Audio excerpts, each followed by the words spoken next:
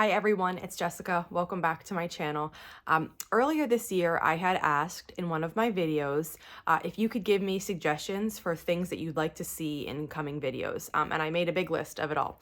So I'm going through the list, and every now and then when I can, I'm going to tick off one of those topics. So topic for today is the churn dash block. So today we're going to make one of those churn dash blocks. I'll walk you through making it, and then I'm going to show you one of my quilts that I have that uses a churn dash. You can use that block so many ways. I'm in the process of making a red, white, and blue one. I shared a long time ago about that, but I haven't worked on it anymore since it's become fall, so I'll probably set that aside until next summer.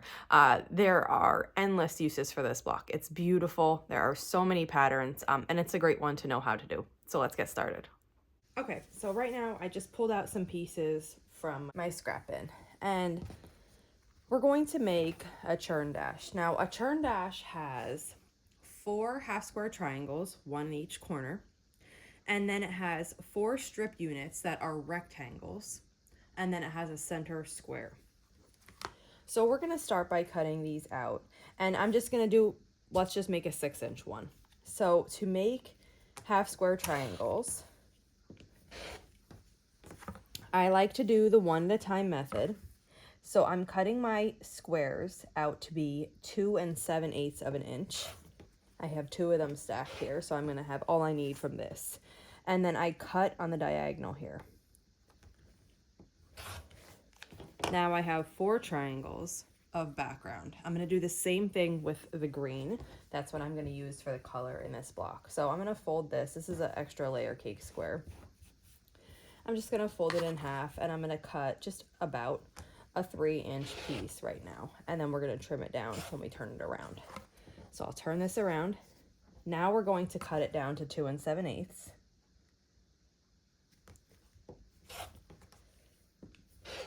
And then we're going to cut along the diagonal.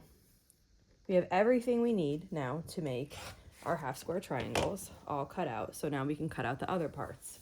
We also need 4 rectangles from the print and then 4 from the background.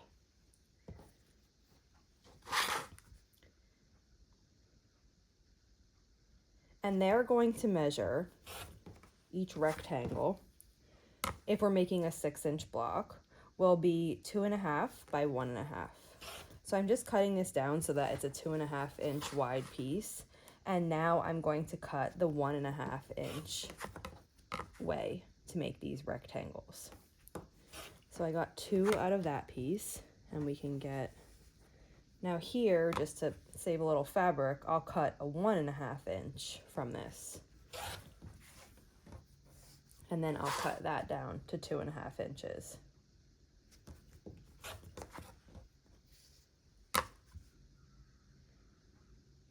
And that's all we need from the colored fabric. So these will go back in my scrap bin. And I'll set these aside. Now we need to cut 4 2.5 by 1.5 inch pieces. Now this is a little smaller than I thought it was. I thought this was going to be a 2.5-inch wide piece, but it's not. So I'm just going to cut the 1.5 by 2.5 inch rectangle from here. Here's 2 of them. And then repeat that. We'll do that again. And then I need to just go back in my scrap bin and find a piece of white that's big enough to be a 2.5-inch square. That's going to be our center. So there's that. Now, like I said, the center of the block is going to be 2.5 inches. My edges are not kind of perfect here. So what I'm going to do is just overcut it just a little bit. And then somebody's coming by for attention. And then I'm going to rotate it so that I have perfect edges. And then I'm going to cut from the other side just these little bits away to make it a perfect 2.5-inch square. So for a 6-inch finished churn dash, we need 4 2.5 by 1.5-inch rectangles in white, 4 2.5 by 1.5 inches in color, a center square that's 2.5 inches, and then the pieces to make 4 half square triangles. The half square triangles will be 2.5 inches after we sew them, and they'll finish at 2 inches. So I started with a 2 7/8 inch square and cut it on the diagonal. And these are all the pieces that we need, so we can start sewing now. So I brought all the pieces we just cut out here over to my sewing machine, and I'm just separating them. Let's make the strip pieces first. So I'm going to take my 4 green pieces and I'm going to top each one with a white, and then we're going to sew across the 2.5 inch side of them.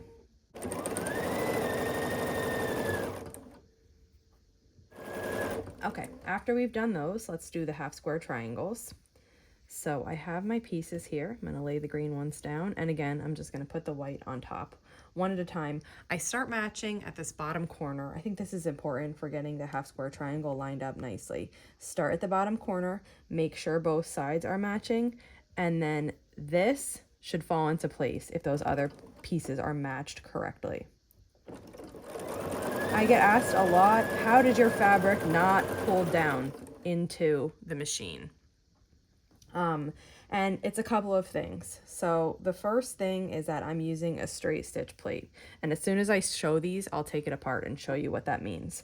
The second thing is that when I start sewing, I usually lift my foot up and I put this triangle in so that this one side of the triangle is actually like touching the needle. And then you're kind of getting this little tip past where it might get pulled down. So that's another thing. And the third thing is that when I start sewing, I do so slowly until it grabs it.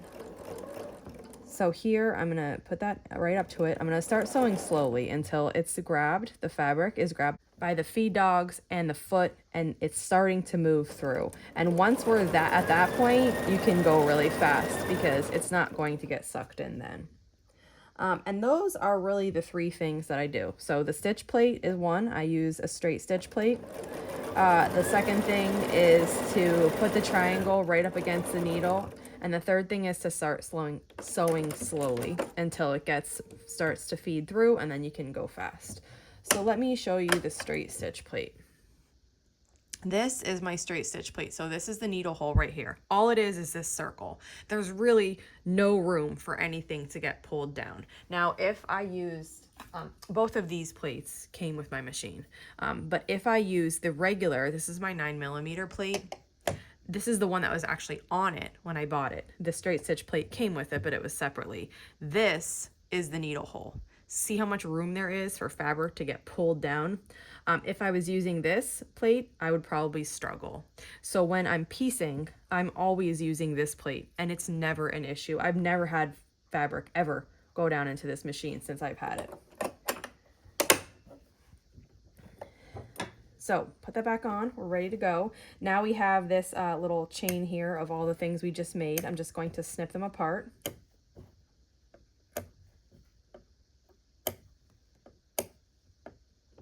Okay, the strip pieces are like ready to go. They can just be used.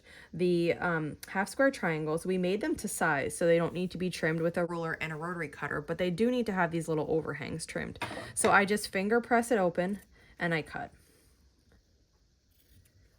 And then that is our half square triangle ready to use. So you just do that to all 4.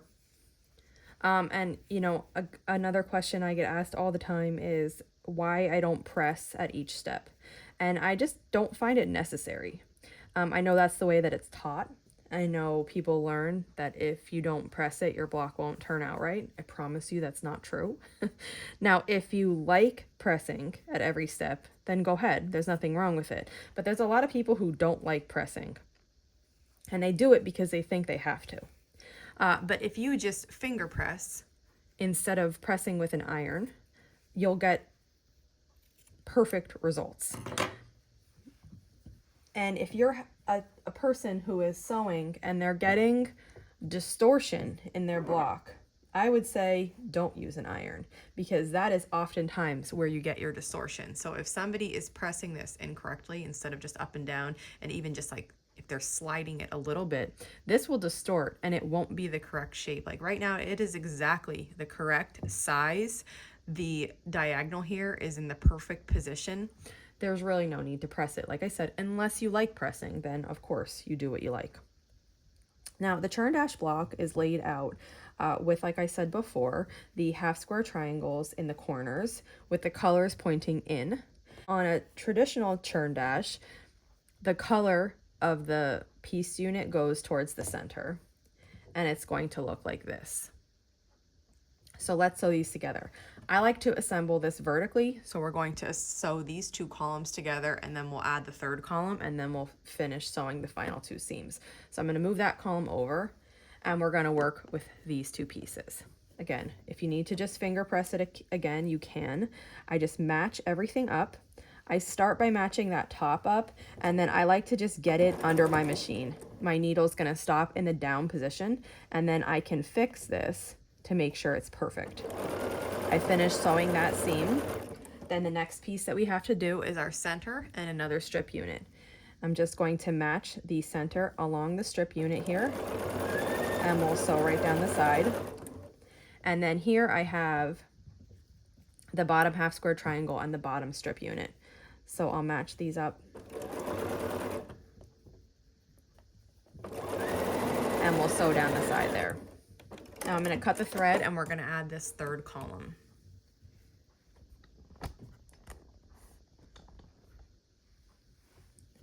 So I just open this up, and then we're going to put the other half square triangle right on top. And we'll sew down this.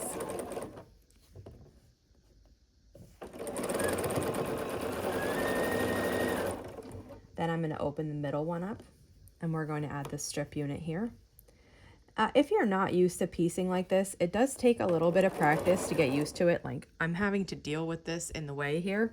Right now, I do it so often, I don't even think about it. It doesn't bother me at all. But I do remember when I was starting to piece like this, that I was like, this is attached here still. Like, how am I supposed to finagle this? But it does really work out, and you do learn to just have that there. And it's quicker, and it saves threads. It's nice to do it like this. And then when you stop, if you have to take a break here, like, your whole block is together. It's not gonna, nothing's gonna fall out of order. You're not gonna misplace it. You can do these two final seams at a later date. But so that's how I do mine. And you do, like I said, have to learn how to have that there. But you will learn. If it feels weird now, it will not always feel weird. Now, the next thing to do is do these two final seams. So I start by like nesting this seam here, and then I just kind of backtrack and line everything up and sew across. And then I'm going to change the way that this is laying right now, just to how I want it, so that these seams can go to the middle. And then we'll line this side up and sew across. Okay, so we have this side sewn on, looking really good, one side left, and we'll just repeat that process that we just did on this other side.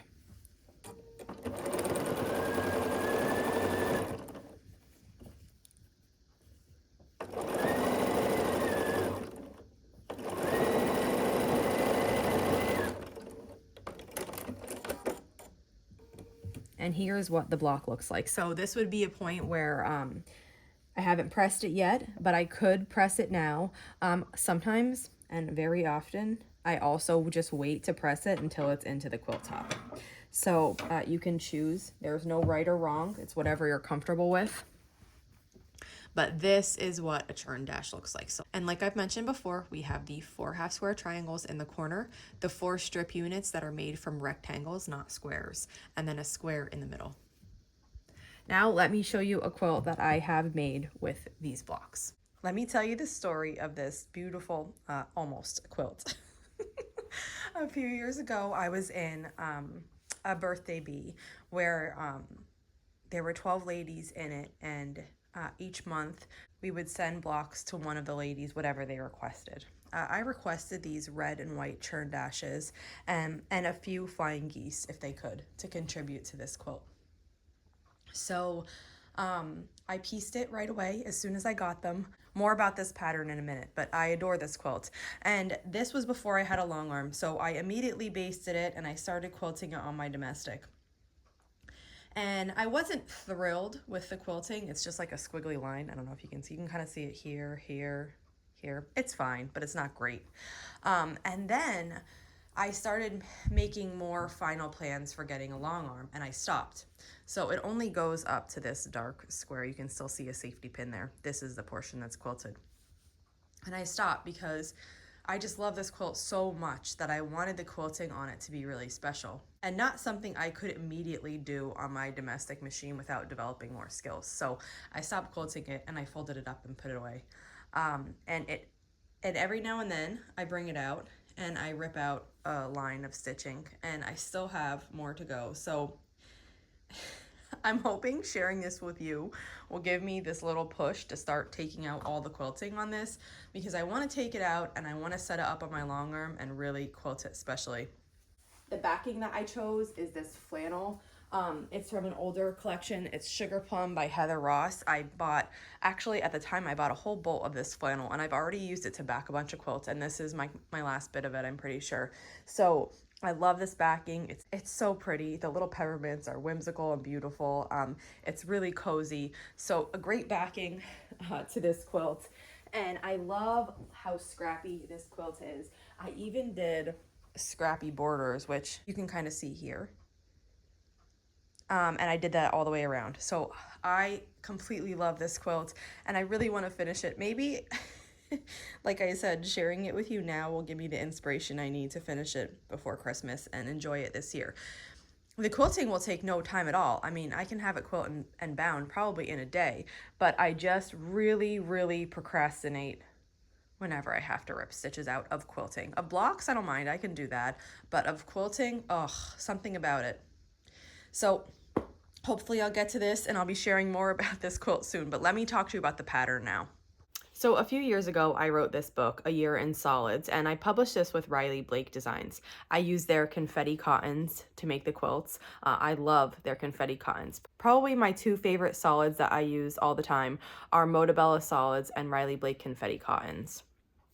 So in this book, I wrote 12 quilt patterns, all in solids, and one coordinates with each month of the year.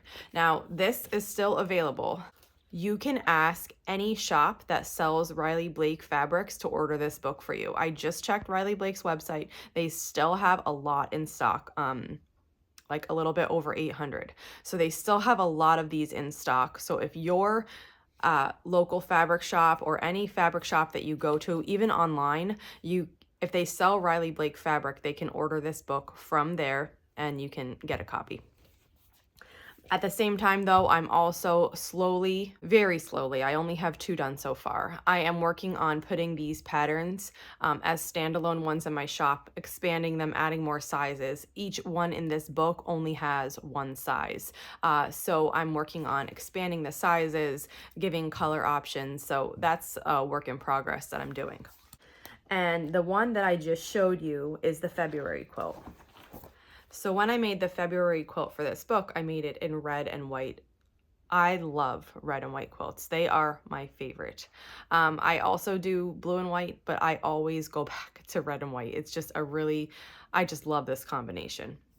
So this is how I did it for the book. And then you just saw the Christmas scrappy colored version. So to me, both are awesome.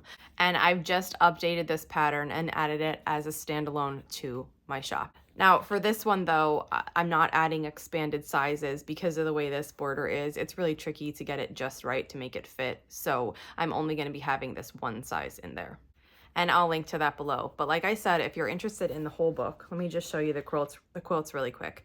If you're interested in the whole book, you can just ask a shop that carries Riley Blake fabric. So this is January.